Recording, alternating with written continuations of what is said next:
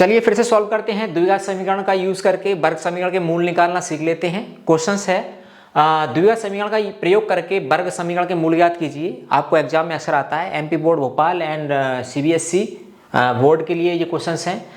पहला क्वेश्चन लिखा है -3x square plus 5x plus 12 equal to 0, यानी कि ax square plus bx plus c equal to 0 के फॉर्म में है। मतलब हमारा क्वेश्चन सही जमा हुआ है। हम डायरेक्ट लिखेंगे सॉल्यूशन और दिए हुए समीकरण जो है हम लिखेंगे -3x स्क्वायर प्लस का 5x प्लस का 12 इक्वल टू 0 की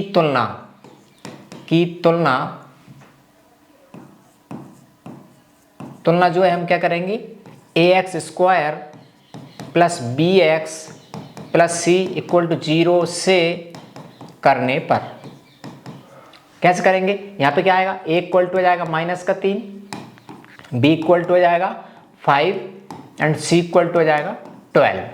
तो यहाँ पे हम जानते हैं चूंकि द्विघात समीकरण क्या होता है, चूंकि द्विघात समीकरण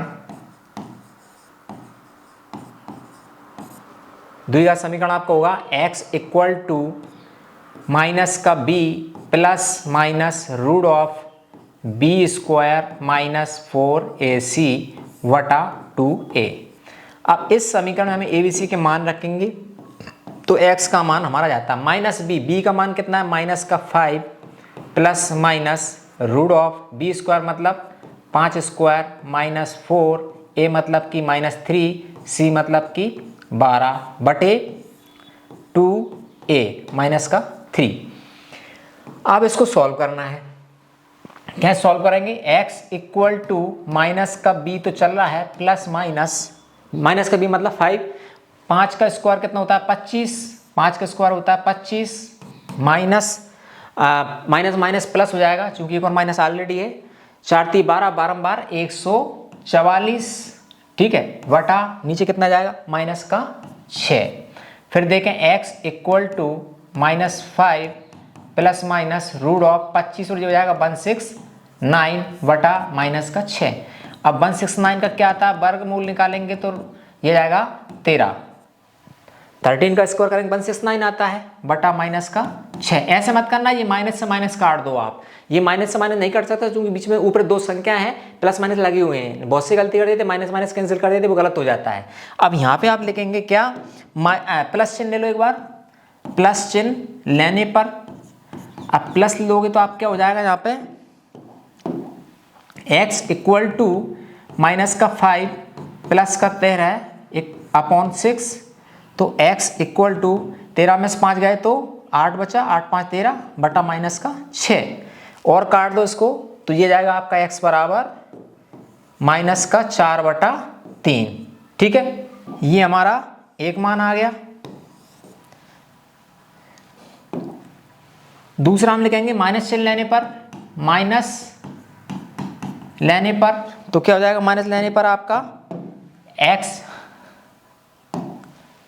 x इक्वल टू क्या है माइनस का 5 माइनस का 13 बटे माइनस का 6, तो x बराबर 13 5 हो जाएगा माइनस का 18 बटे माइनस का 6। अब माइनस से माइनस काट सकते हैं आप, तो x बराबर 18 का आधा हो जाएगा 9, या 36 18 प्लस 3, ठीक है, ये आ गया हमारा दूसरा मान।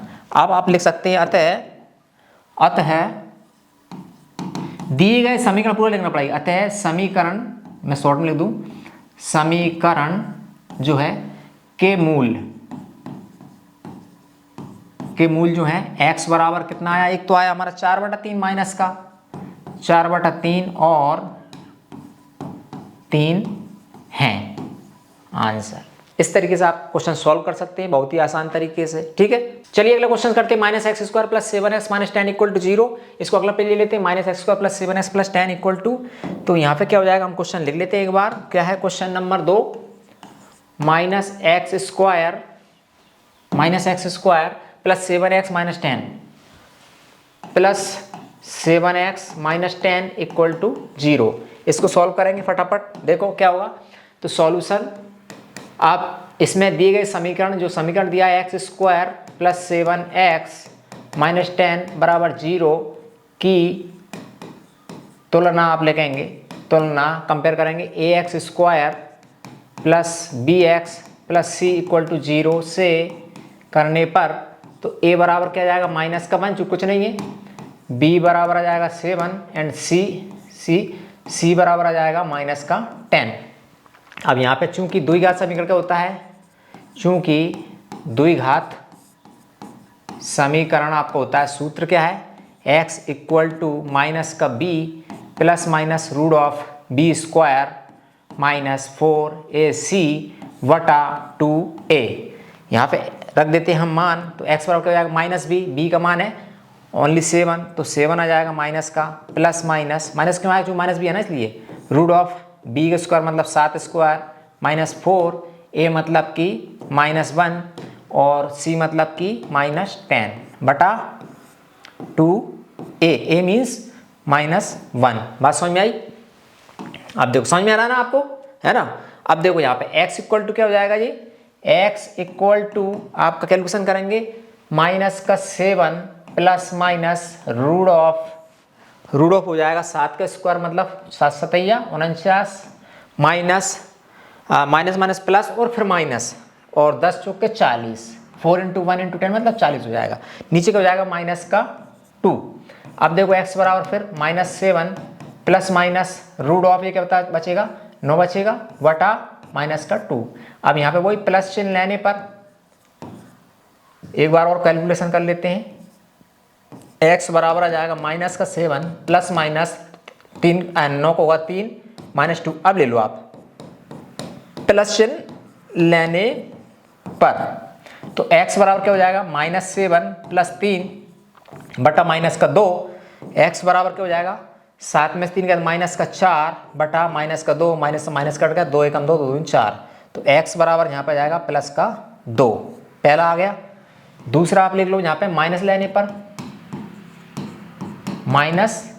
पर x बराबर क्या जाएगा माइनस 7 माइनस 3 बटा माइनस 2, ठीक है। x इक्वल टू प्लस लिए एक बार माइनस लिया तो 7 3 हो जाएगा माइनस का 10 बटा माइनस का 2, माइनस कटा 2 से 10 कटेगा 5 हो जाएगा, x बराबर आ जाएगा 5।